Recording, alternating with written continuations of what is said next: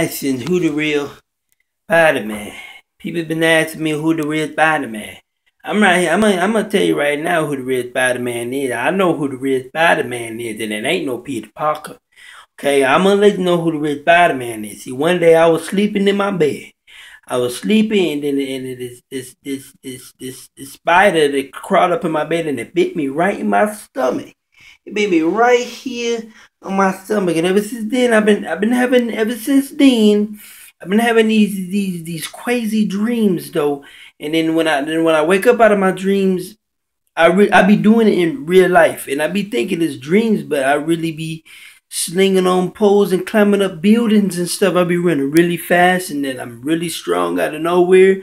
And then this happened overnight. Like this is you want to know who the real Spider Man is? You looking at the real Spider Man.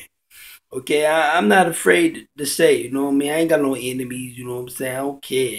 I'm the real Spider Man, okay? Yeah, there ain't no Peter Parker. See, now this right here is the nasty part. See, because the spider bit me in my stomach, right up in here. Let me show you. Yeah. See, the spider bit me, it's it's infected. It really tickles, that's why I'm laughing, but it's infected, okay? Spider bit me, and